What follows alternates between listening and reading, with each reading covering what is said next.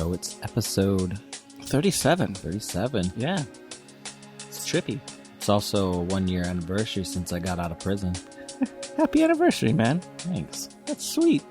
I guess. I remember picking you up. Yeah. You bearded motherfucker. I remember coming out of prison. And it was pretty cool. This week we're just, it's some hostful goodness. Yeah. Yeah. It's going to be a lot of fun. So stay tuned for that. What events do we have going on this week? So we have the Which Side Meet and Greet Community Game Night. That's the 27th. That's this weekend. Yes. University of Utah. Yeah, we're going to be in the den. The Student Union building. In the In den. the den. In the den. We're going to play some Cards Against Humanities. And some killer bunnies. I'm totally stoked. Yeah, I'm pretty excited about it. It's going to be cool because the winner will get a custom Cards Against Humanity Which Side edition? Which Side edition. Which we haven't decided on all the different cards yet we're going to make. I'll throw some good non-PC ones in there for everyone. Word. Yeah. But Be we're also cool. going to play Killer Bunnies. Yeah. I love Killer Bunnies. I love bunnies. I like Killer Bunnies. All right. Yeah. They kill. So we also have the rendezvous still. Yeah. I built a trebuchet today in as a test run for it. That's fun. Yeah, it was a lot of fun. We threw some soda cans. You threw some soda. Yeah, I threw. Yeah, you had nothing to do with this. I didn't do shit. You did it with your nephew I without did. me, and I felt so left out. I was babysitting him when I was trying to have a computers-free day, so we did it without looking up any plans or anything. Cool. I found out it's a little more difficult than you would think without going to the good old trusty internet. Yeah, it looked pretty good. It was made out of just recycled stuff. Yeah, but- our goal is to spend zero money, Mhm. so it's all just recycled scrap stuff we had. Threw some soda cans, couple, almost 100 feet, almost. Wow. Yeah, Pretty cool. yeah, sweet. Science. Science. But yeah, so Wrist Side Rendezvous is going to be over the Labor Day weekend. It's going to be super fun. You should come out. Pierre Springs. Yeah. Yeah, we're gonna have a lot of fun. A lot of fun things to do. So check it out at whichsidepodcast.com. Yeah, when that gets closer, we'll just have more and more and more info. Fuck yeah. Well, enjoy this podcast, guys. So, Which side are you on? Which side are you on? Which side are you on? Which side? Which side are you on? Which side are you on? Which side are you on? Which side are you on? Which side are you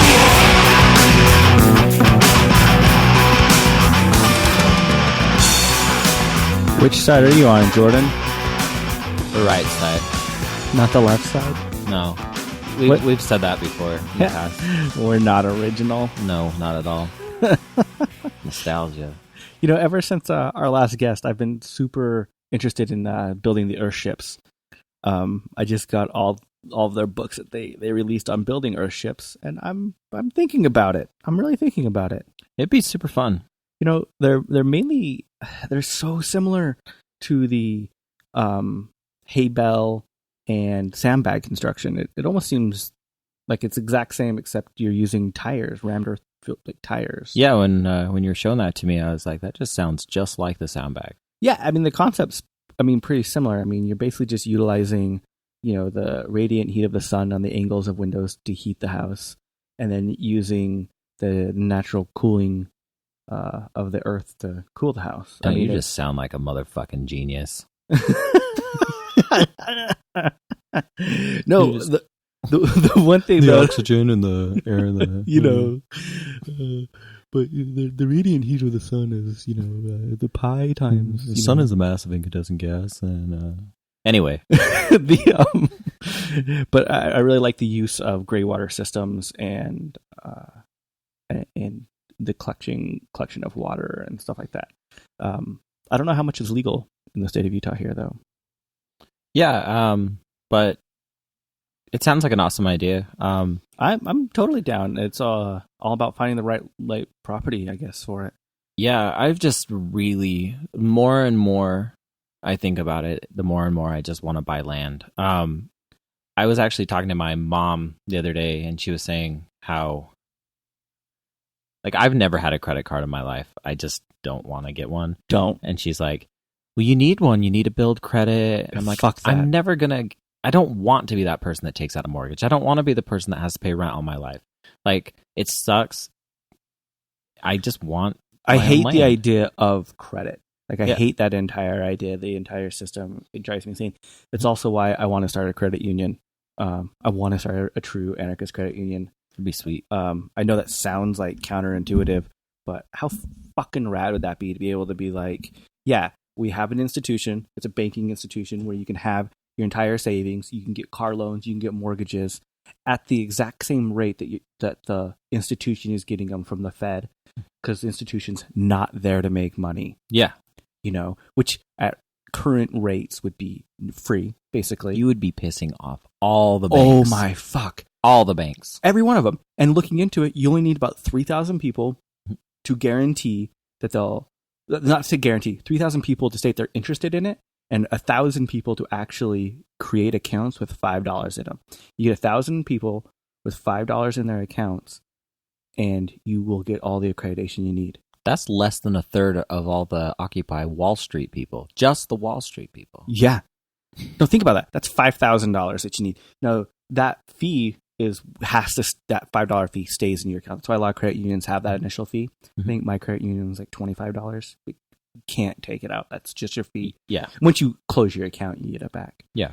But looking at it, you need a licensed CPA and a board of directors, and then the undersigning people.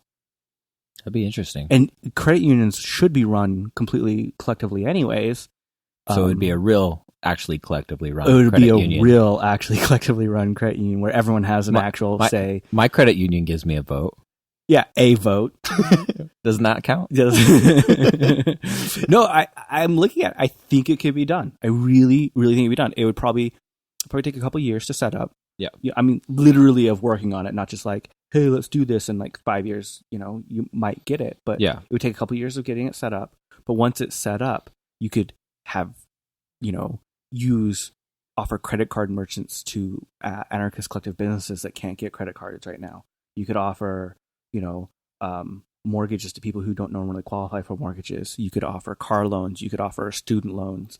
Like I said, all at the interest rate Yeah. that the collective would obviously decide on. But I mean, I'd be the first one to say, the interest rate should be the exact same interest rate that the credit union's getting from the Fed, Which would be nothing. which right now is zero. Which would be awesome. Fucking awesome, because it's not there to make money. Yeah. Obviously the credit union would have to raise some fees somehow, and blah blah blah. Yeah. That can be figured out. Yeah. It probably wouldn't be like free checking or something like that. You might have to charge a fee, Mhm. but I would gladly pay a fee to be a part of an institution like that. Oh, yeah. It'd be like paying union dues. No, It'd be super cool. I mean, imagine that's having the way a it could be. credit institution available to union members like the Wobblies, who don't have that right now, who don't have a strike fund, who actually have a credit institution that can put that forward. Yeah. Get people money when they need it most. And keep it out of the banks. Keep it out of Wall Street. Keep it out of... Not saying that I agree with the idea of money, No. but we need something to replace it. We like when we were talking with Scott Crow, we got to start building these institutions. Yeah. You know? Exactly. And I think an anarchist banking institution would just be ironic and awesome. Yeah. Anyways, It's not my first goal, to be honest, but no, but I'd much rather have a hospital.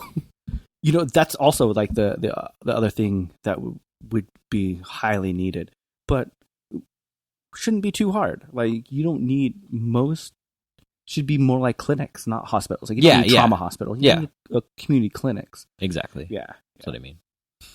Sure, Jordan. You're like, I just want to be called Dr. Jordan, Well, I am. Doctor of Love. I should get my doctorate in something. No, I shouldn't. That's We fine. could just create our own institution and issue a doctorate. Cool. Credited by the Anarchist Education and Association of America. Cool. I Sounds just good. coined that one. And then you just put a little... I copyrighted it. like Fuck a- you guys. Like a gold little foil stamp on something. It's not That makes it official. but don't have the edges on it. Have it be a perfect round with an A. That's the entire seal. Circle A. As long as your name's big enough on the front of it, You can do it. No one reads anything else. Fuck no. This certificate is for Jordan Halliday. He's a doctor. And like in the corner, it just says bullshit. Bullshit. No. On it, you know that You don't that's even have to true. put it in the corner. Just do it as like a watermark. Yeah. Bullshit. Sweet. I'm totally down. I'm totally down for this. But yeah, we need to create the institutions, and it seems feasible. Mm-hmm. Like, yeah, it'll take work, but it totally seems within reach. Yeah. But anyways, started on talking about building a house, and we went into credit unions. Yeah, what the fuck? It's because of mortgages, man. Mortgages are a fucking joke and a half. Like, the idea that you can not have housing for people blows my fucking mind. And maybe I'm just super optimistic. I mean, and definitely, I guess I'm a pessimistic and an optimist in different ways. But when I think about like the current vibe that I'm getting from people, it's really everyone's on the same page. It's like, fuck the current system right now. It's not working.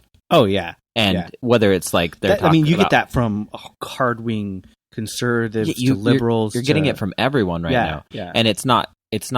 I mean, they're different issues. Like some people are like, fuck the NSA. Other people are, mortgages, rent, student fees, student loans, all that stuff. It's pissing people off. Well, I mean, taking it to that level, this week was the first week I've ever seen Barack Obama be fucking real. Like, actually real. Just the other day when he came out and he's like, I could have been Trayvon Martin 35 years ago. Mm-hmm. That's fucking real. Like, why the fuck didn't he do that immediately instead of waiting till now? Like, but what I read from him was very wishy-washy. It was like, well, we do have a justice system, and they voted that Zimmerman was innocent, so we have to respect that or whatever. Which is, I mean, he's the president. Yeah, I know that he's going to say that, but it's the first time that he actually talked about it, and he actually went in saying, he questioned the laws and everything. I'm not, this. I view Barack Obama as just another president, a better spoken George Bush. Like, I'm not a huge fan, but it's the first time since he's been president that I could actually say he's being real. Like, he's being a real fucking American, and he's saying what it's really like to be a black male in America. Well, I heard him. One of the first things he says before, like, the whole verdict and everything was written, was fuck. I can't think right now. He said something like, "If I had a son, it would look like me." Yeah, he would look like Trayvon. Is actually what he said. Yeah. Well, he said the same thing again today, but he doubled down on it by saying that could be me. Okay. Yeah.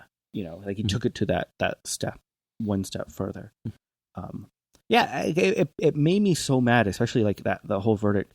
Like when one of the jurors was talking afterwards and saying, "No, we never even thought that race could come into it." Like, how fucking privileged, of a stance to think that race doesn't play into it. No. I'm lucky enough that I can go jogging through almost any neighborhood wearing a hoodie, and no one would ever look twice at me. No. Ever. Mm-mm. That's a huge privilege that I can't actually understand what it's like to not have.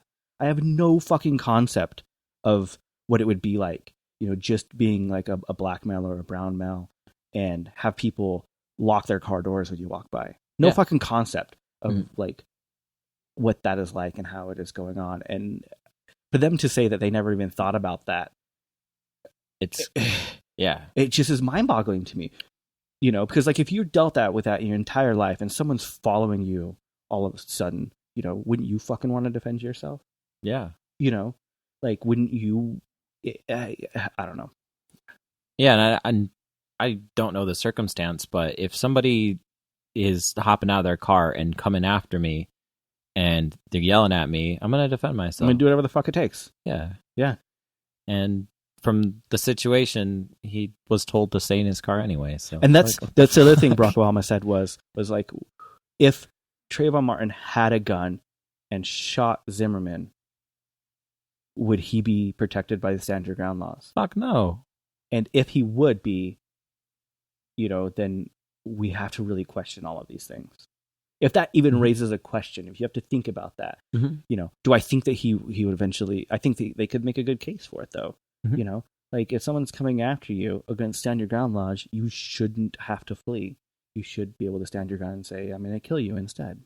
That's the whole point of them. I'm kind of irritated that everyone's making this an issue about the stand your ground, though. They didn't use the stand your ground as part of the defense, but that was part of the reason that they said they didn't initially arrest. But when it comes to like the stand your ground laws, there was somebody also in Florida. It was a black female who didn't even shoot anyone, but shot a warning shot at her abusive ex-husband, and she got 20 years. Well, fuck her. She's black. It's what it seems like. No, that's exactly what it's like. Like, it's ridiculous. Should have killed the fucker. Yeah, he's abusive. Yeah, I mean, if you're going to go to prison, fucking do the real crime. And so that's another thing. Like the whole thing is about, well, and I understand that, it's about the justice system. Fuck the justice system. But I just don't even agree with the justice system. Motherfucker should have just got what's coming to him. You know what I mean? It's just what it is. Motherfucker should have got what's coming. But I don't want to go into that. Oh God, no. It makes me upset thinking about it, though. Yeah, but I guess it's just because I've known for a long time the justice system is. Yeah, I mean, any real activist, I think, gets a real understanding of that usually pretty quickly. That's not bad. Any real activist, that's kind of fucked up. Any fake activist any doesn't fake get it. activist If you didn't doesn't. know that, then you're fake. Yeah. No, I mean, I don't get it. I don't get a lot of it, though. I have such a hard time with it. Like the whole, like I didn't think, and this is just me personally. I don't want to spend too much time on this. Me looking at the whole Trayvon Martin case, I didn't think Zimmerman was guilty of second-degree murder. I thought they were overshooting for that. But he was definitely at least guilty of manslaughter. Like, his actions caused the death of somebody. If he would not have done what he did, Trayvon Martin would still be alive. And he should be held accountable for that. Like, fucking A. Fucking rich white females. You almost want to say males, but it's really rich white females, 6 of them. Where's their fucking white guilt? Why didn't they have white guilt on this issue? Because they're from Florida. God, it just kills me. But yeah, the whole reason I bring this up is that what I saw after the verdict was awesome. I saw a reaction from the people. They took the streets. They were pissed off, and they were showing it.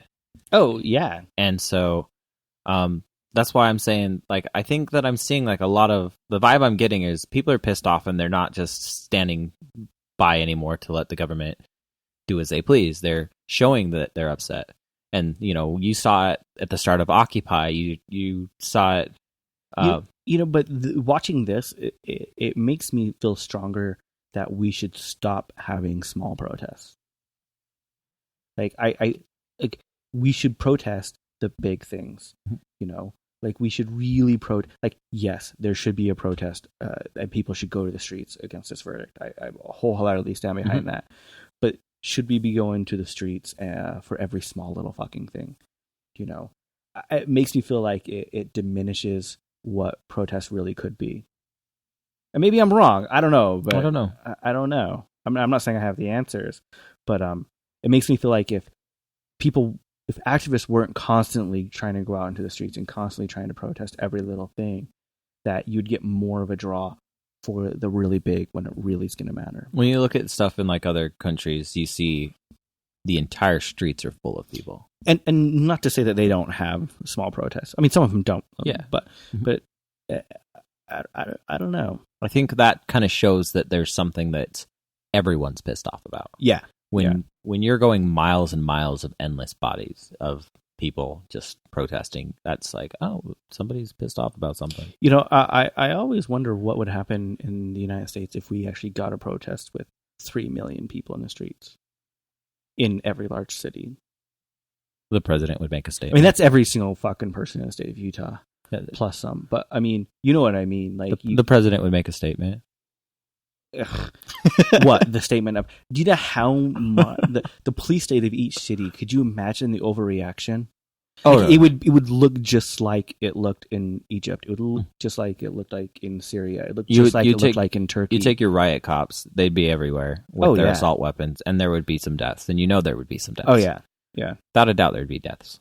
And at what point would those deaths be justified? What the fuck? When would that be a spark that lights an ignition or a revolution? Yeah. Sorry, we're having technical difficulties. Yeah. Hold on 1 second.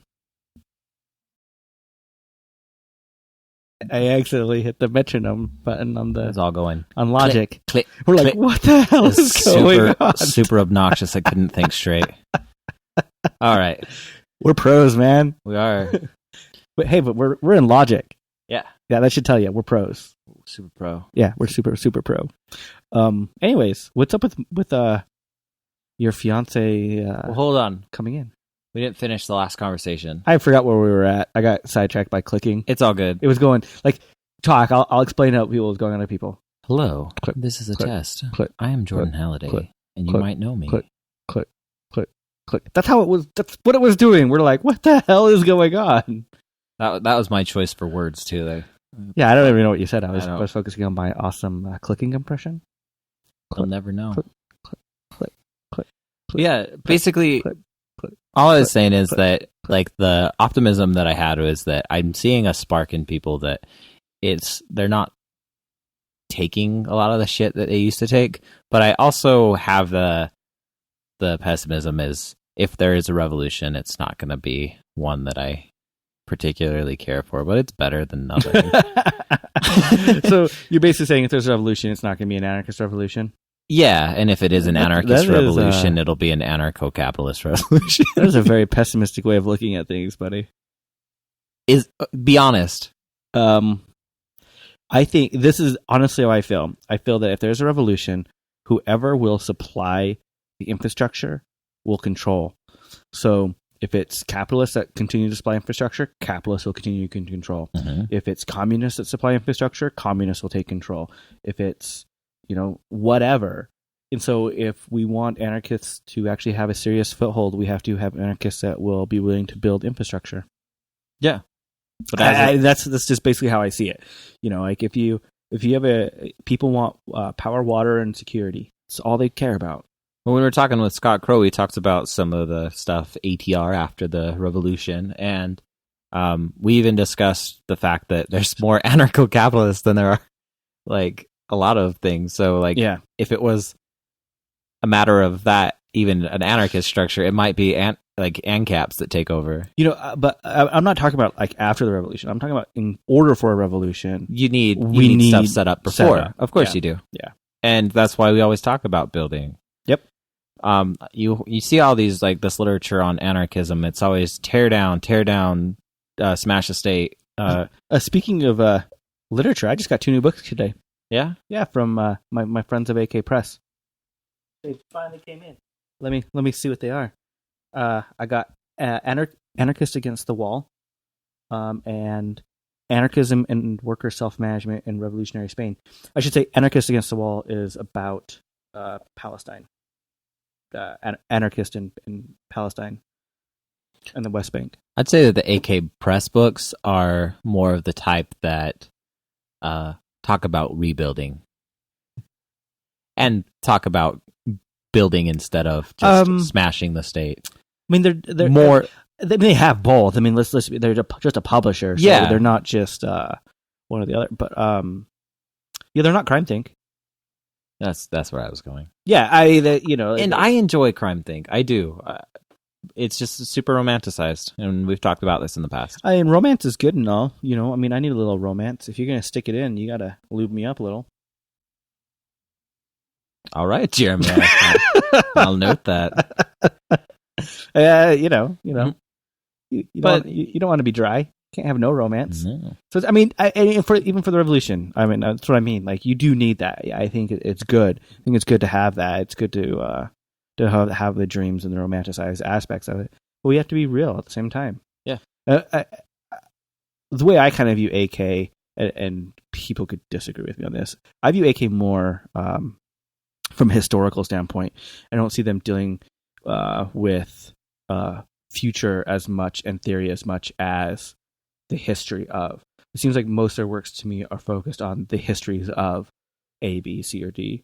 I'd say a lot of it is. But maybe that's just because that's what I really pay attention. That's what I like. So, you got a lot of cool presses coming out though now. Like yeah, PR there's Press, a lot. Microcosm was another one. Crime Think. There's a bunch out there. Speaking of that, anarchists. Black Mask. Yeah, Black Mask Studios. Yeah, for comic books. Yeah, super awesome. They just released The Liberator. They have Occupy Comics. I just got my copy of The Liberator in the mail the other day, all signed up and everything.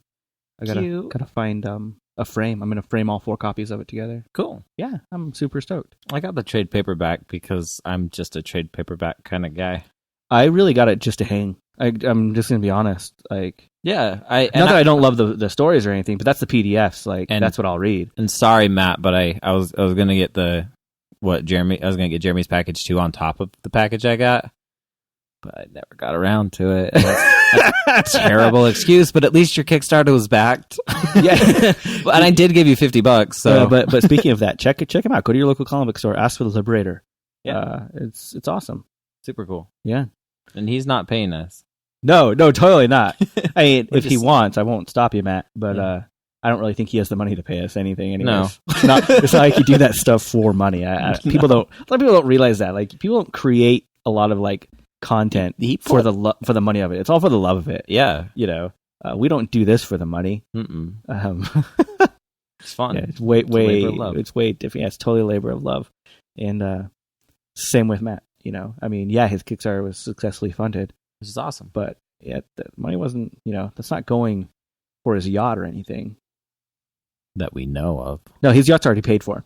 Yeah. Okay. Good. Good. He does live on Rockaway Beach. He does live on Rockaway Beach. He lives on a beach that he can just rock away on his yacht right after. And he gets cinnamon Snell. What a fuck. What an asshole. God. Rockaway Beach, cinnamon snails are tasty. That's how it goes, right? That's how it goes. So, any news on your SO? Yeah. She's going to be going to the embassy this week. U.S. Embassy, right? Yeah, the U.S. Embassy in Colombia. I was going to say Bogota. I don't know why. Well, it is. Is it Bogota? Yeah. Okay. But yeah, and so she leaves Monday, has to do all of her medical How far away of a travel is that for her? It's about an hour and a half plane ride. Oh, so she has to fly. Is she flying there by herself? Yeah. So she has to fly, get a hotel. Yeah, she's going Monday. She has to leave at like 4 or 5 in the morning on Monday. And her appointment for her doctor's at 7 a.m. in Bogota. Because she has to get a bunch of shots and stuff that are ridiculous. You gotta be careful. Yeah, those aliens coming in. You don't want to get the bubonic plague and stuff. You have to get all those shots. Yeah. Make sure. Leprosy, because those are so common now. I mean, I've seen leprosy in other countries. I'm not saying that they don't exist, but it's like some of the shots that you get are Jordan, leprosy does not exist. Oh, it's true. It's Jesus saved everyone with leprosy. Jesus saved everyone. That's true. Jesus saves. Speaking of Jesus, I was reading something. I heard something that the name Jesus might not even be correctly translated. Are you serious? Yeah. Oh, that would just make my day. It's totally funny. That would totally make my day. Yeah, they're thinking it's something else like Jesuits. I don't know. Speaking of Jesus, the other day, my daughter was playing with a bunch of her cousins at my parents' house, and we're listening to him play. Mind you, my parents are extremely religious, as are her cousins. We couldn't hear what they were playing, and all of a sudden we hear her go, "Yeah, but I don't believe," and dead silence throughout the entire house. What was it? We asked her later, and she's like, "Well, I'm just telling him I don't believe." That's awesome. Yeah. Oh, that's why anyway. So she needs to get out. She gets all of her shots. Yeah. she's gonna just have to get a bunch of those, and then she has to go show that she doesn't have a police record, and then, which was complicated in and of itself because she had to get one from Argentina too, since she's a dual citizen. Oh, you serious? And so they had to send that to the embassy here, but she had to have somebody. She had to sign a form to have somebody represent her in Argentina to go down and then send the police records to Bogota. So she had to get somebody in Argentina to get the records for her.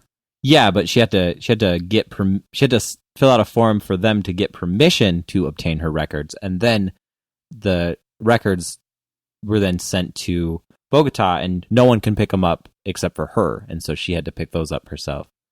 God damn. Yeah, it was super, and it all to state she doesn't have police record.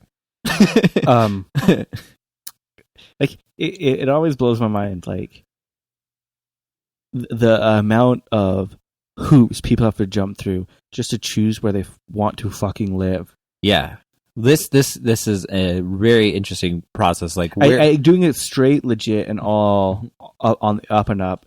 It totally makes you understand why people can't. Not just choose not to, but can't do it this way. The process is going to cost us $10,000 probably in the long run. And that's not including the wedding. And, obviously, I don't have to have a fancy wedding. We could pay the court fee, and that would save us a ton of money. But you are marrying. But that's still, that fee... someone who wants that. And not that you don't, I'm just saying. And that's not a negative, Mari. I love you, Mari.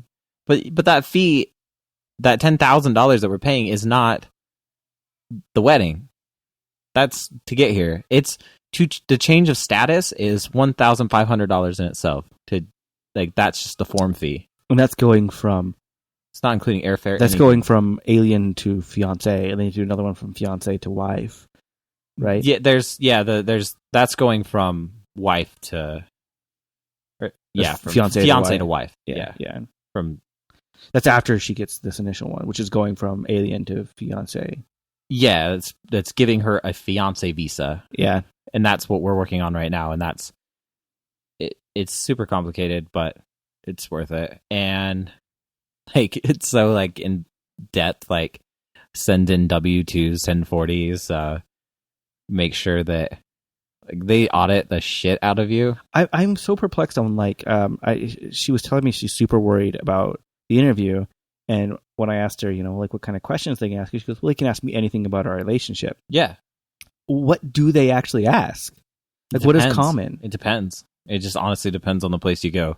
And a lot of embassies are actually trying to, they want to fail everyone. And so your goal is to convince them not to fail you, as opposed to being the other way around. Really? Uh-huh. What about this embassy? Do you know anything about this embassy? I don't think this one's that way. Is it the ones that just get inundated that try to fail? Possibly. But I mean, at the same time, this is an area where they do have mail order brides. You guys told me that, and I'd never heard that existed there. I had no idea. Yeah, and so I mean, that's always another worry that's in the back. It's you're too, but can't you just prove you're too poor? Yeah, you're too poor to get a mail order bride. And if they just look at us, we're both modified and you're both young. Yeah. It's not like you're some old guy buying a young girl. Yeah. I mean, I'm not worried about that. And your rich uncle's paying for it, so I'm not worried about that at all. Oh, that's but that's the kind of stuff that you also have to worry about. So, have you gotten any reports of people that have gone through this embassy before and what questions were asked of them? Mari might have a better idea of that. It's a lot of forums. You kind of have to just get on these forums as emotional support for other people. Yeah, it totally makes sense. It's just walking you through the process, especially since we're not doing it with an attorney. Yeah, we're doing it all pro bono, or not pro bono. We're representing yourselves. Yeah. Which pro se. That's it. Yeah. How? Man, I would just hate to try to navigate all of that myself personally. Yeah, it's a learning process. Somebody asked me about it yesterday, and I went through the whole process, and I think it overwhelmed them a little bit. Yeah, I mean, it's a huge process. Yeah, but it's what it is, and it's totally worth it. No, yeah, I mean it's totally worth it. And hopefully she'll be here next month. When she gives up her, does she have to give up her dual citizenship to come here? So. I mean, America doesn't like people to be dual citizens. America likes people to be American. Be American. The only so she has to does she get to keep her old passports, or does she have to actually turn those in? I'm not sure. I really don't know that details on that kind of stuff. That really, or is it just or does it become one of those things where like, well, this passport is no longer valid, and is that really up to the U.S.? No. Or that's up to the individual countries that issued the passport. Yeah, there's right? a lot of countries that say, go ahead. We don't care what the U.S. says. You'll always fuck the U.S. Yeah, like New Zealand, they're like, yeah, you're always a New Zealand citizen. But if you want to become a New Zealand citizen, then it's a pain in the ass, man. Yeah, but if you're already one, so are some of a lot of the Scandinavian countries. I know it's a huge pain in the ass. It's way worse than the United States. Yeah. But their benefits are way better. What benefits does the United States really have? I'm just kidding. Yeah, but I some of the benefits in Finland just boggle my mind. Yeah. You know, like I don't want to say what they are. I don't know off the top of my head like the details of all of them. But I mean the paternity leaves and the maternity leave. Like I know in Finland when you get pregnant, the government sends you a box, right? Mm-hmm. And inside this box is everything you need. It has diapers, clothes, mattress, food, toys, and the box itself is designed to be a crib. Wow! Like you get everything you need. Just boom, there you go. That's crazy. And it's doesn't like it's not like here's a cheap box. Like look it up. It's fucking amazing. Cool. Like so much so I'm like I want this box crib. Like that's no joke. They're really it's really but awesome. You ain't got a baby. Yeah, I don't got a baby. But it sounds like the box crib, but no, it's really. I mean, think of like true, Scandinavian, design. It's cool. It's amazing. That's way cool. And like every year, it's changed. They change like the clothing. They change the baby clothing, the onesies, and everything, and the blankets.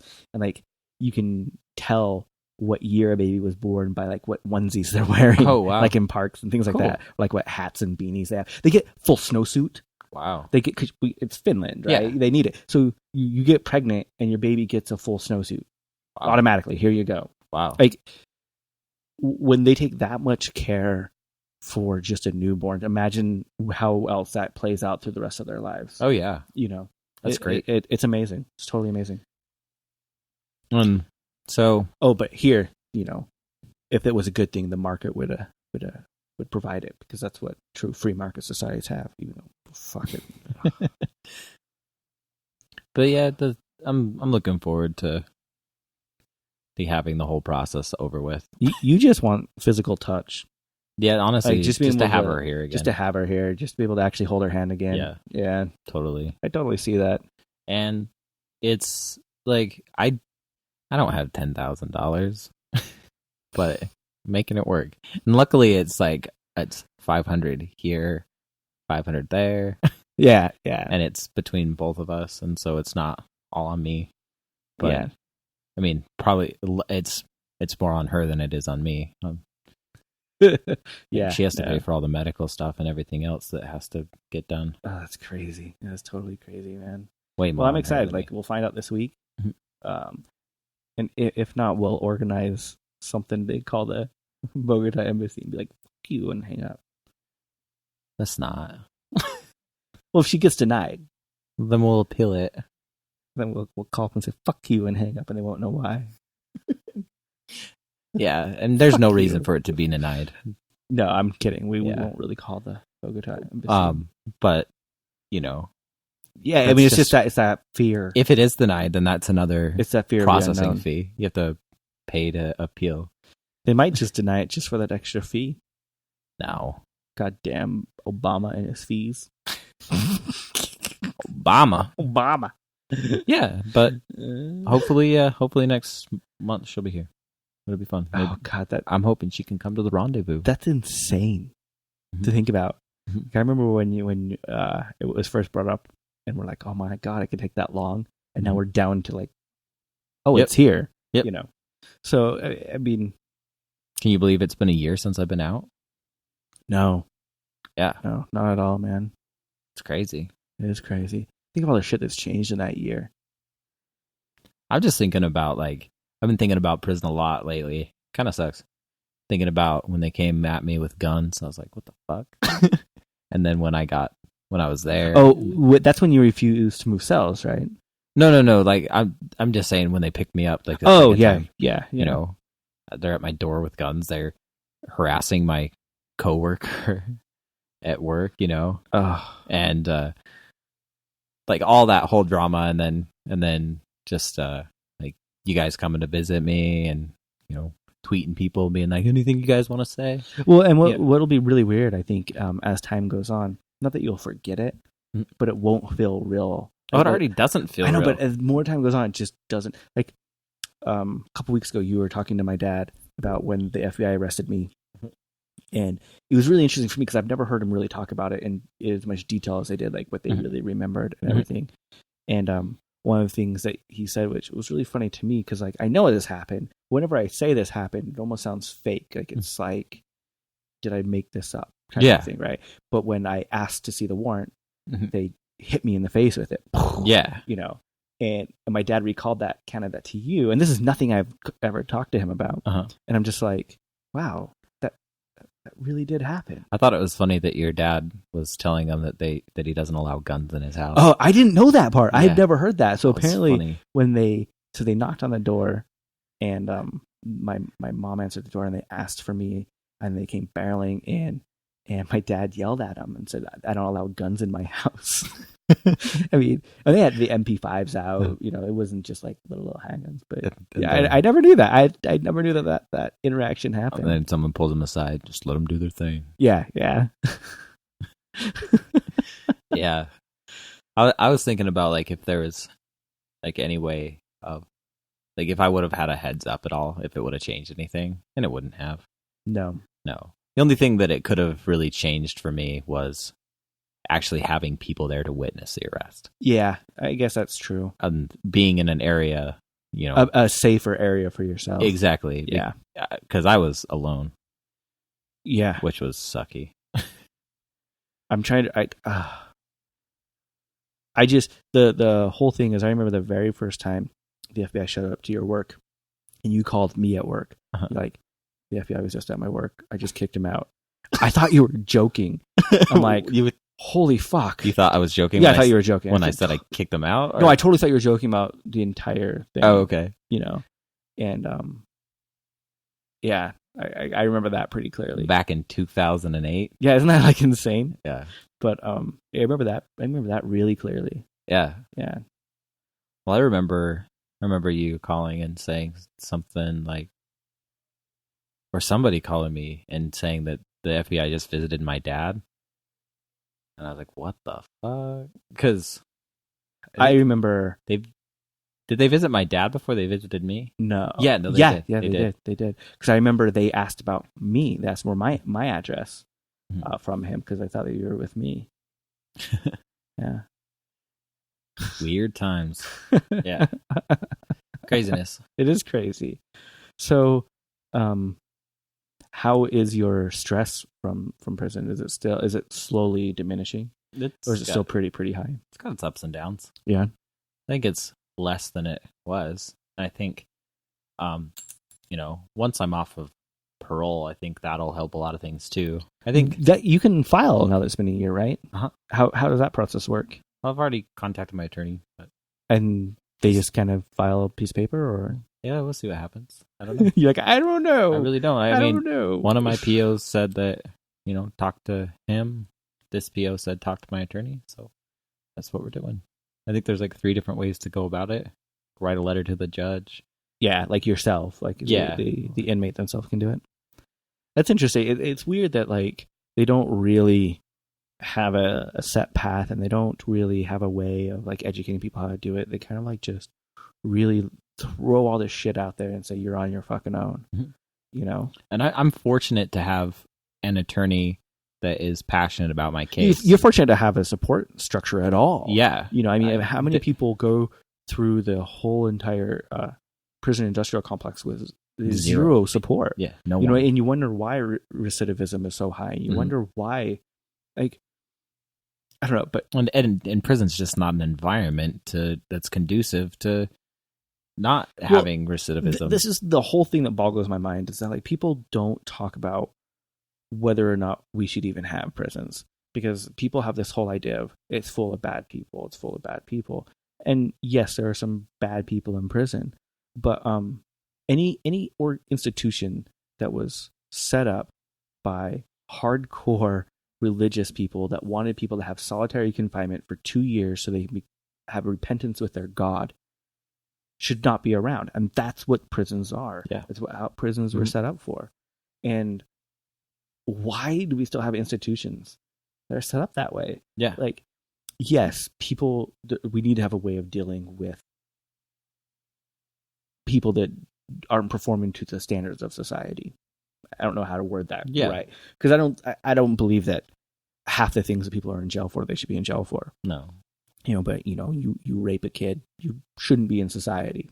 I think most people would agree with that. It's just a matter of how you want to deal with that. Yeah, it's just how you deal with that. You know, if you smoke pot, you should be given a high five. You shouldn't be going to jail. You know what I mean? Like, it just makes no sense. You know, but I don't know. Park, if you're doing any drug, does it really matter as long as you're not affecting anyone else? No, I believe in the right to die, which means I believe in the right to make your own decisions. Yeah. You know, like if you want to do something that's going to kill you, I don't think you should do it, but I don't have the right to stop you. Yeah. You know, if you want to do cocaine, hey. If you want to eat rocks for lunch, whatever, man. Break all your teeth. If you're visibly breaking your teeth, and I'm like, hey, you shouldn't be breaking your teeth, dude. On rocks, man. You can do it though. I'm not gonna stop you. Maybe our view is way too simplistic. Yeah. Fuck. I don't know. Like, should I actively stop someone from? But at the same time, it's like I see somebody, you know, slitting their wrist. I'm gonna try to stop them before they do it. The only reason that alcohol is legal and marijuana is illegal is because of the time frames of when it became popular. Mm-hmm. If smoking marijuana was as popular as drinking was at the origin of this country, pot would be legal. Yeah. If the roles were reversed, it would be the exact same. And there's also the cotton industry and all that other stuff. You know, let's not get into the whole aspect of the racist laws with marijuana. I get all that. But what I'm saying is that, you know, just because a drug is illegal is a happenstance of history, not for anything other reason. No. Why is tobacco? Yeah, I mean they're both plants. It makes no sense. Yeah, why is tobacco legal and marijuana is illegal? From what I understood, it was like had to do with like the cotton industry, the hemp, and production. From the hemp that had a lot to do with it, but the very to my limited knowledge, and the very first laws were we're gonna get a bunch of pot activists on us. What the fuck? Yeah, no, getting it all wrong, and I probably am. But yeah, to my knowledge, the very first marijuana laws were instituted to stop immigrants from smoking marijuana as day laborers in like the fields. Okay, and I could be wrong on that, but I'm pretty sure it was that's where it comes from. Wouldn't surprise me. Yeah. At least that's my limited education I remember from the documentary Grass. Oh, I watched Reefer Madness, and that was a lot more informative. I think I watched Reefer Madness. That was the one that was like the propaganda. Is that the propaganda one? Yeah. Which one am I thinking of? I don't know. There's a couple ones. I've seen a couple. That was the whole one that like sparked the whole like you gonna kill your neighbors if you smoke pot. Oh, I remember seeing that in Grass. Okay. Yeah. I've never seen that. You've never seen Grass? I don't think so. I own it. I swear you've seen it. Maybe I don't know. I mean, it's good. It's kind of boring. Like honestly, it's kind of boring. Yeah. It's not my thing. Yeah. It's like watching AR videos. I get kind of bored. Yeah. I like documentaries, but no, I love documentaries. Yeah, they can get the one I haven't finished yet that I probably should is Bully. What's that one about? Bullies. Okay. I cried 3 times in it and I had to stop because I was just crying. Yeah. Dude, like it just breaks my heart, like watching little kids get bullied, and like I'm tearing up now. Like it. I was a bully when I was a kid. Really? Yeah. What made you be a bully? I was bullied, so I was a bully. And what made you stop? Or have you stopped? Dick? I'm still a dick. No, it was mainly in elementary, and I think like a lot of it was I was that crazy kid that was ADHD, that was on, that was kind of isolated because of all that, and they put me on pills to control that, and so like that gave me unwanted attention, and so people thought I was kind of crazy or something like that. And then so in order to like stop the bullying on myself, I projected on others. I projected on others. Okay. And then once I, around 6th grade or whenever, I started realizing, that's not right. And then I got in trouble a lot for fighting at that point. And it wasn't until actually like in high school that I was advocating and helping other people. And I was moving within social circles, and I was like the kid that was like, they tell me I can't wear a meet his murder shirt, and it's really funny, but I was super popular in like elementary school. Mm-hmm. I hit junior high and I was a nobody, like absolute nobody, no friends, like no one. I isolated myself completely. I was the only one that was vegan. I was the only one that was straight edge, and I almost hid that from a lot of people because I felt so different. And then I hit high school, and that's when I really started becoming an activist. And I didn't get a social circle until I was an activist. Like my social circle became activism. So it's a little different. But I was never bullied. Like I stayed out of the light just enough to not be bullied. Especially through junior high. That's good. Like I felt really terrible about some of the stuff I did, and like I apologized to everyone in high school. Like like.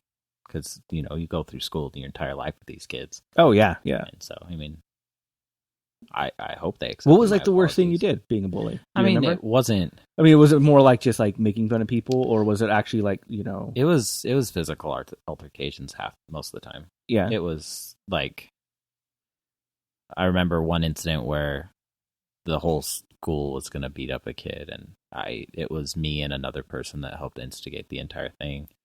And it got to the point where it was ridiculous. And wow, like I'm glad someone snitched, is in a weird way. Yeah, yeah. Because it wouldn't have been good. And so they brought me and this other person into the principal's office, and see, that's really funny because your sister was just the opposite. She was heavily bullied. I mean, she had to change schools one time because of it. Well, shit, I don't know. She, in junior high, she had to change schools because she was getting death threats. Yeah. I know you're too little. I know she did change schools. I don't know why. Yeah, it was they probably didn't tell me about it. She was getting death threats. Yeah. But yeah, it was crazy. I mean, like I make it sound like it was really bad. It was fighting and stuff, but it was like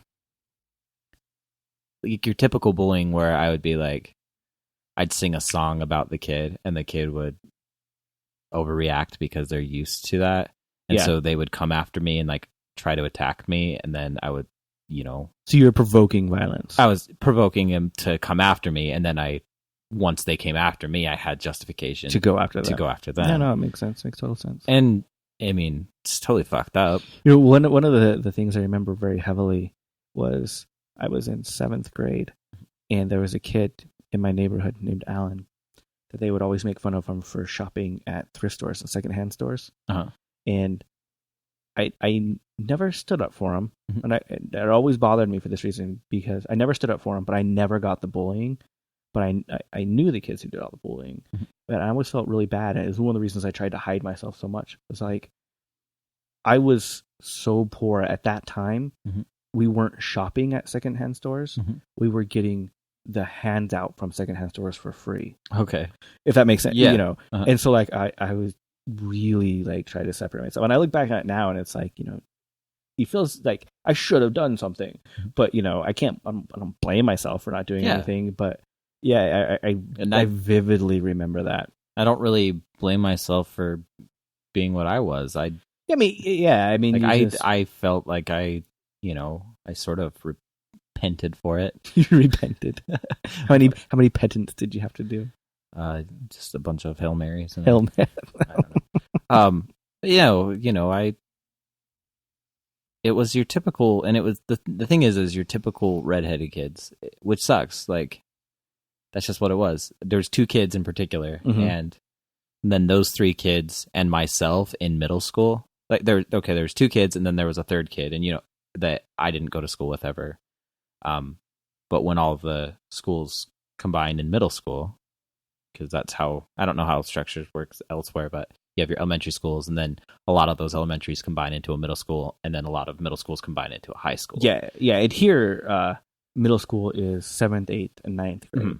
A lot of places it's 6th, 7th, and 8th. Yeah. So for that, like, in middle school, they put me and the 3 kids that were always bullied into like a group, like a psychology group, and that's when I really started to like apologize for a lot of the stuff that I did, and that's when it was getting really bad for them. Yeah, but not for me.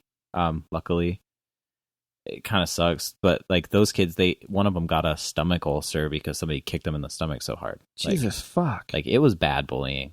I'm glad that I never got to that point. Yeah.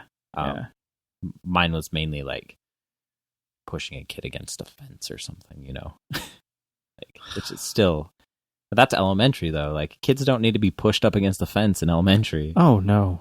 I mean, it's just, I don't know. The documentary is so fucking sad, man. Like, if you haven't watched it, I mean, I highly recommend it. If you can not cry and through the whole thing like I do. Now I'm just remembering everything. God, that's a dick. There's another documentary I tried watching the other day. I can't remember what it's called, but it's about the Russian model trade, about how people go into Russia to find impoverished girls to make models, in mainly like in Japan and things. Huh. Really interesting. Weird. Yeah. That's way weird. Yeah, I mean it's like a weird indentured servitude trade. Like it's really interesting. Yeah. It's weird to think that there's people that really love like the subordinate woman, even. You mean like fetishize it? Yeah, like the whole talking to somebody and be like, what I really want in a wife is someone who is subordinate. Like I want somebody that. I mean, there's difference between fetishizing it and being misogynistic, because you can have a consensual, positive relationship where you have a sub and a dom.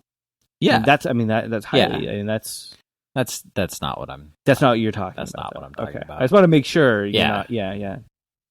Just people that you wouldn't think are like that. Yeah. There's one that comes to my mind pretty fucking clearly, and so it's just interesting. It really is. It really is interesting, especially like when you meet people who seem so femme positive in other aspects of their life. Yeah. It really, really always throws me for a loop. And then there's silence. Yeah. I'm still thinking about the shit I did. Like, I remember one time a kid said I was cheating off of him or something, so I punched him in the face. And you probably were cheating off of him? Probably. You dick. And then another time they had like all the bikes that they kept in the corner, and I went in there before school and grabbed someone's bike, some random bike that was in there, because no one locked their bikes up. And then I just rode it around, and then the guy who was like the bike patrol kid told me I needed to stop, so I took a bike chain and wrapped it around his stomach. Jesus Christ.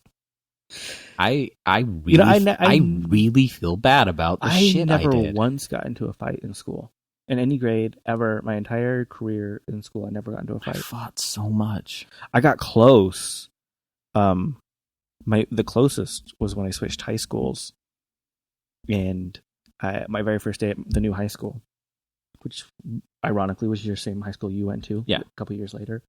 I had Converse that had black X's on the toes, on the white toes. Okay. And I was just sitting alone at lunch, Mhm. just eating a peanut butter sandwich, right? And a kid walks up to me and he's like, "You fucking straight edge?" And I'm like, "Yeah," like, Yeah. can't really hide it at that point. And like, my friend was jumped by straight edge kids. I'm gonna fucking kill you. And then walked away. I'm like, oh shit. Yeah, that school was really bad. Yeah. And then it's right next to Kearns, which was super crazy. Yeah. And Yeah. so when altercations happened, it would be like, oh, fuck, straight edge kids are getting attacked. Call I remember- Kearns, and the Kearns kids would come down. There was a time when I was in high school, there was a huge fight at Kearns High with straight edge kids. Mhm.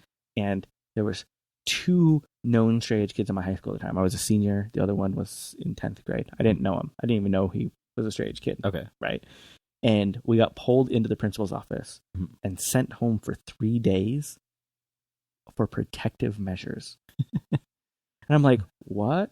What happened? They're like, there was just an altercation at Kearns, and we think it would be in your best interest. Like, I get to go home for 3 days? Yeah.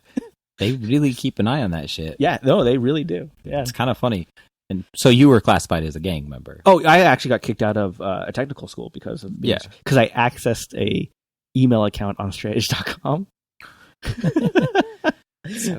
So yeah, I was classified as a gang member because of that. When I was in school, it was a lot more common, and it was an issue of there's an altercation between the jocks and the straight edge, but there was some straight edge jocks. And But so by the time you were in school, there's a decent amount of straight edge kids at that school. And so it Yeah. was like, I had, a dozen to 20 kids calling kids from Kearns to come down, and then all the jocks and all the other people that were involved in the situation. And so it's an actual huge turns into thing. something huge really quickly. And I remember calling you, and you're just like, just fucking leave.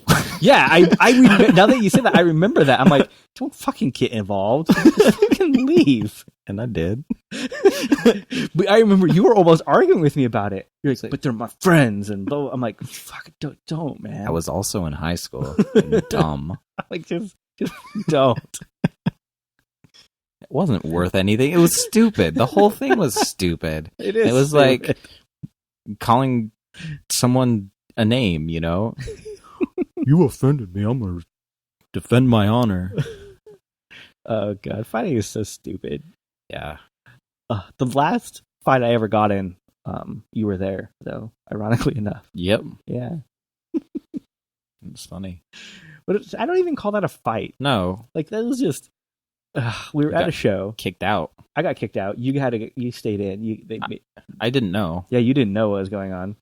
I just remember It was at like some. Brent and I came out, and you were just like fuming in the car. You were like really pissed off. And we're like, what happened? I got kicked out. I punched somebody in the face. Broke his nose.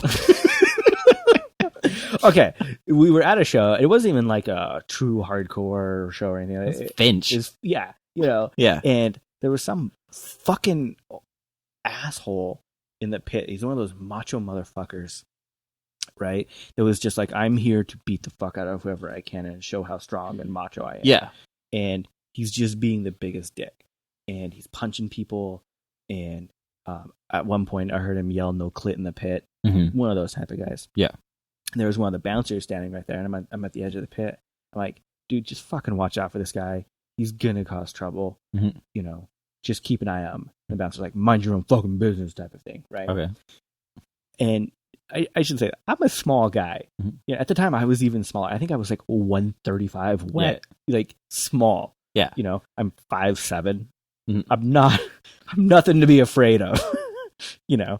And he goes around and I see him just randomly punching people standing on the side of the pit again. Mm-hmm. I'm like, dude, you have to watch out for this guy. Mm-hmm. There's going to be something major is going to happen. You don't get him the fuck out. Mm-hmm. And he just ignored me. And I saw him punch a girl in the face. Mm-hmm. And I just lost it and went ape shit on him. And I'm not a fighter. Yeah. Like, I don't know how to fight correctly. I Where don't know how to punch correctly.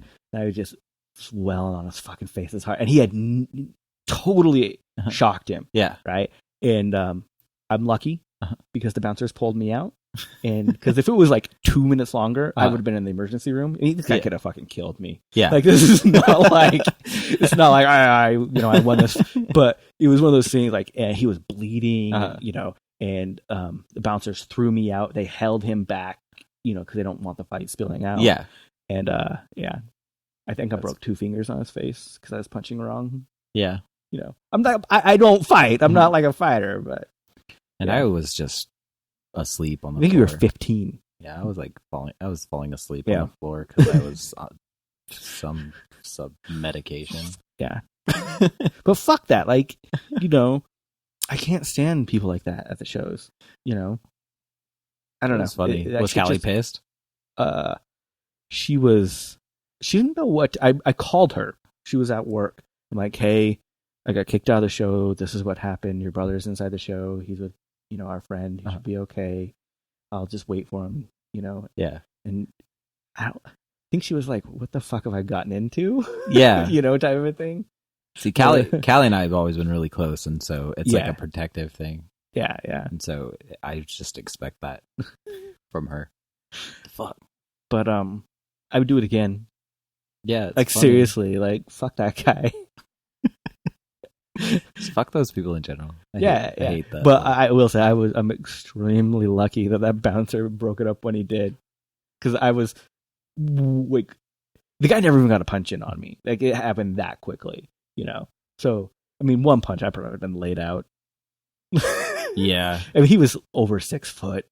He probably had a good 80 pounds on me at least. I stopped going to shows. Like, I haven't been to a show in so long, but I remember there was a fight at almost every show. There was a lot that there wasn't fights on. I remember. There was fights. Don't get me wrong. Yeah, but I wouldn't say every show, but I'd say a large handful of shows, and they weren't positive fights either. Like, it gets to the point where, like, most of the fights that shows I saw were over girls. Honestly, yeah. One of the, I know that we're just ranting about bullshit right now, but like, I remember one time we set up a show, and the show was probably it was in a venue that wasn't authorized, I should say. Yeah. And so somebody got a mirror smashed over their head.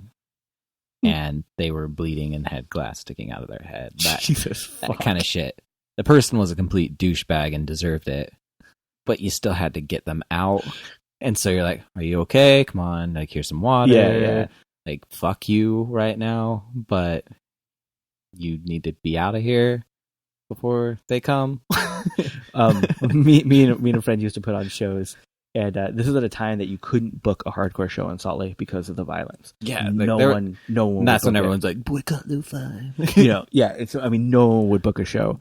I mean, even places that you would think you might be able to. The university stopped booking shows. Like, they wouldn't allow students. Yeah, the University of Utah wouldn't allow you to even rent a room for a hardcore show just because of the moshing was dangerous. Yeah, well, and there was no clubs, you couldn't do it, so we started putting on our own shows. And looking back on it, it wasn't the smartest thing. So we got some of the most violent people in the scene to act as security guards for us.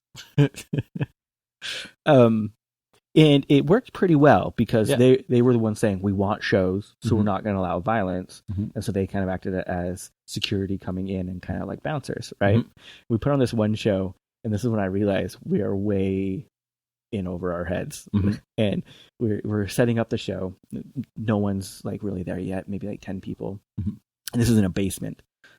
It's a real venue, not like a basement show. It's a real venue, but you have to walk down a bunch of stairs to get there. And a couple shows up, and this kid who's running our security for us walks up to him, and I don't remember the kid's name. But he's like, "You gotta fucking leave." And the kid just looked at him, said, "Okay," and went to walk away. Like, just, "Okay, you telling me I'm leave, I gotta leave." And the girl lost it, and she's like, "Fuck you, blah blah blah. You can't tell us what to do. He can stay, we can stay. We're here for the show. Fuck you."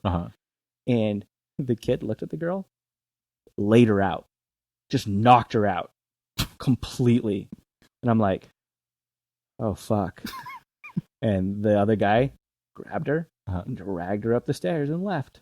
Really? Oh yeah, yeah. Wow. I wouldn't have fucked with this kid either. Yeah. Like, Wow. but I just remember sitting there like watching it off the other side of the room. I'm like, Holy shit. I can't even be like, what the fuck? Yeah. I can't even be like, why the fuck did you do that? Because I would be next. Yeah. Like, Yeah.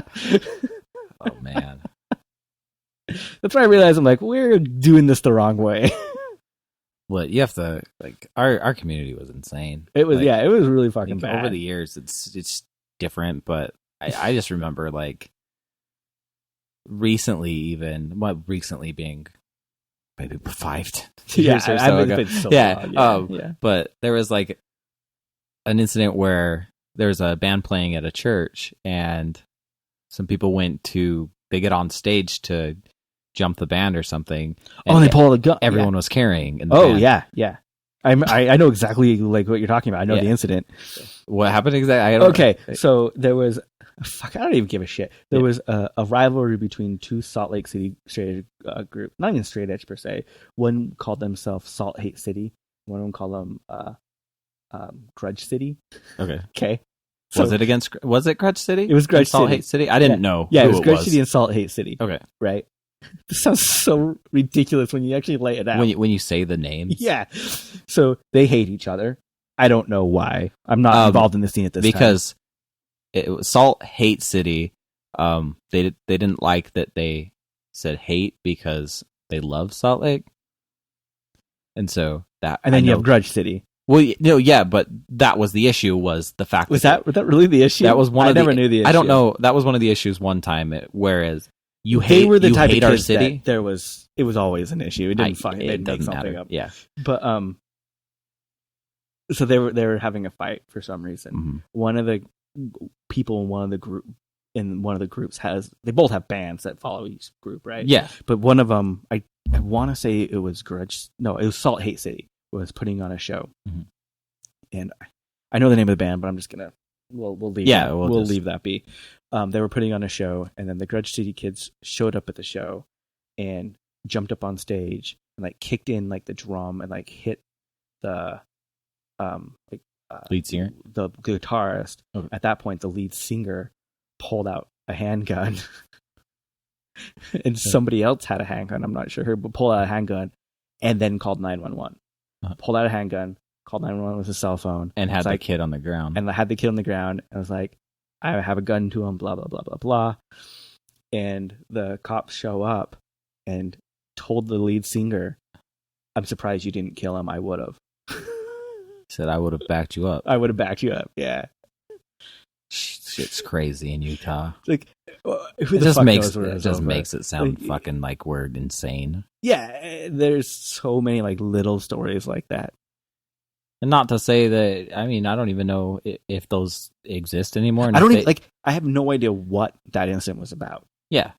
Fuck if I know what it was about. Yeah, and you just hear hearsay as well. Yeah. And, and those groups might still exist, and they might not even have the same people in them. So, I mean, you can't judge it off of that either, but. Yeah. I don't know. It's just a story. I was always the weird posse kid. Mm-hmm. I knew a lot of people in the scene. I hope I wasn't hated by a lot of them. I know I was by some. That's just inevitable. But I never caused problems. I really tried to keep my... Casey, on the other hand, he looked like a fucking rocker metalhead. So he always showed up with long hair and like... So he never fit in very well. 1, 2, 3, 4, positive. Yeah, even though he was way into hardcore, he was way more into hardcore than I am. Like, yeah. But yeah, he has a tattoo shop. So what the fuck? He's also way more into metal. Yeah, he is. Yeah, totally. I'm way into folk right now. Way into bluegrass. Yeah. Never been into anything. Like, I mean, I'm into a lot of things. I've never limited myself ever. I like discovering and then diving into, and then discovering and diving into. It really, really broadens your horizons. But I don't like, a lot of people will limit themselves to a certain genre, and I used to. Uh-huh. I totally used to. High school? Yeah, fuck that. It was punk and hardcore, and that was it. Yeah. Actually, it was punk, hardcore, and classical. Yeah. I was the kid with checkers. Yeah, fuck you and your checkers. I know. Like, I was such a fucking nerd. That was your sister's fault, though. Totally. Totally your sister's fault. Yeah. Yeah. I mean, I liked it. That's what got me into hardcore. Ska. It's such a weird transition. It makes sense. Ska, punk to hardcore. I mean, I get it, Mhm. but it's like, I'm ska. Fuck you. Like, Fuck society too. fuck you. Fuck you. And fuck the world. My kind belongs nowhere. Just play it in the back. I'm gonna drop that in. All right, fun. Yeah. Good old blood for blood. Good old blood for blood. What? Like, if you don't like blood for blood, fuck you. I do. And fuck society too. Dude, one of the ones I've always really loved is 25 to Life. I love 25 to Life. I had one of the people who is it? I might still have him in my phone. I just always text him and fuck with him. One of the people in that band. Which band? 25 to Life. You fucked with the really? One of my favorite compilations was New York's Hardest. One of my favorite hardcore compilations ever. I liked this one actually. It was one of the ones I listened to growing up, and Oh yeah, we found this one when we were moving. It was just ironic. It says At War Society. that's what I listened to in middle school. Like all the time. I'd always have it in my CD player. I thought I was so cool. That's more way punky though. It is. It really is. Rick. I don't. Rick to Life. Yeah. Randomly got the phone number, and so we just used to call him and fuck with him and be like, Are you serious? yeah. I don't know why. You know, like as far as like hardcore guys go, the one that was the biggest letdown for me from meeting was Mike Ski. Brother's Keeper. Okay. A whole bunch of other ones. Mhm. I think he was in Mothership. I think. Okay. A whole bunch of not Victory. Trustkill. Some Mhm. Trustkill bands. Yeah. And I remember hanging out with him one time after a show because we were putting him up. It's just the biggest dick. Yeah. Yeah, total dick. He was like newly married and hitting on girls. We're just like, fuck you. Yeah. He's like 50 now. Fuck him. I remember hearing about another band that was staying at Casey's, and he was really mad about that. Cause Good, clean fun. Fuck them too. Yeah, I'll say it. I don't give a shit. they did have somebody in there that I don't particularly care for, but whatever. Yeah. I like the music. That's all I'm going to say. Yeah. Okay. But let's wrap this one up. All right, cool. Okay. What about the poll? What was the poll? I don't know. Let's pull up the poll real quick. Pull.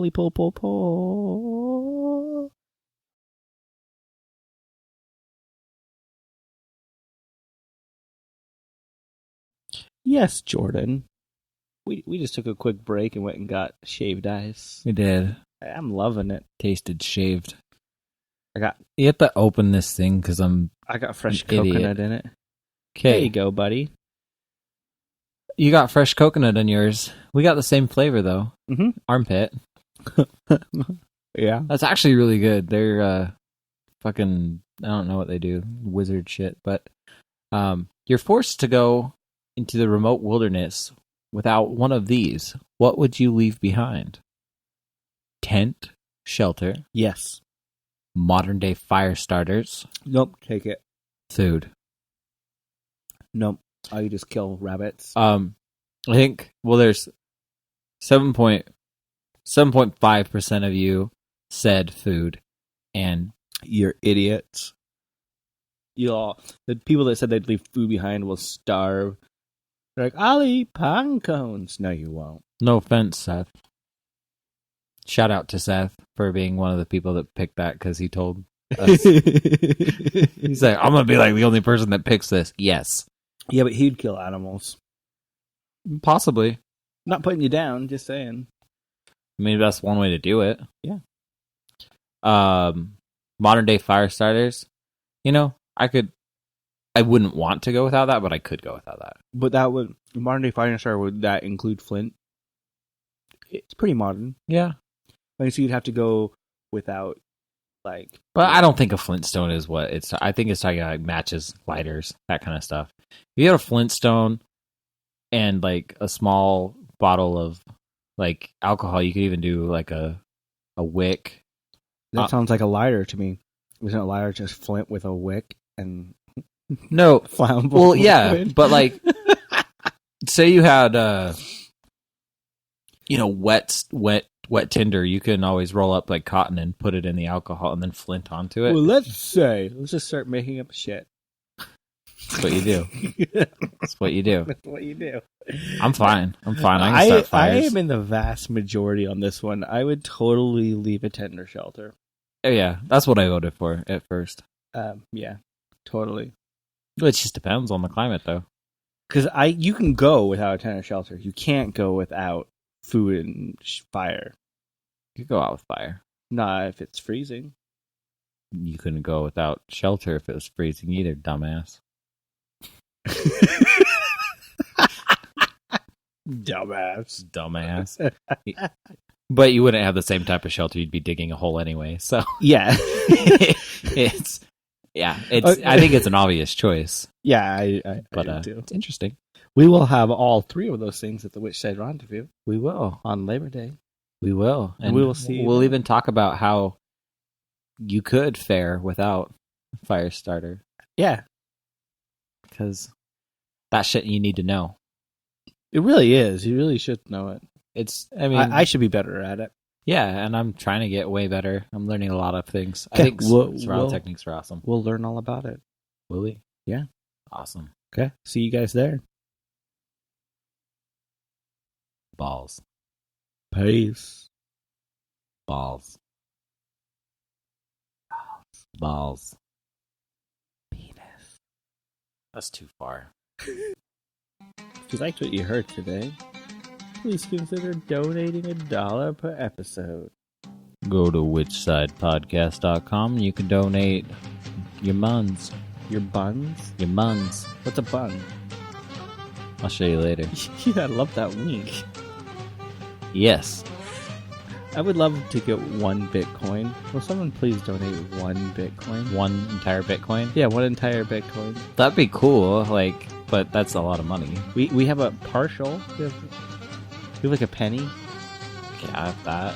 Yeah. Got like a millipenny. Yeah. No. Got such little Bitcoinage. I want a Bitcoin. I got on like those faucets, those taps, and that's where I got most of the Bitcoin money. I'll take my clothes Very off little. for Bitcoins. Bitcoiny. Yeah. Can you throw Bitcoins at me while I dance? No, because they're non-existent. I know. See? Alright. We listened to M. Craft's Dragonfly, the Memro remix. Right now you're listening to A Hawk and a Hacksaw. God bless the Ottoman Empire. You did good. I love these guys. Yeah. Yeah. I'm a huge fan. Sorry. And as always, Commandantes. Which side are you on? I'm a huge fan too.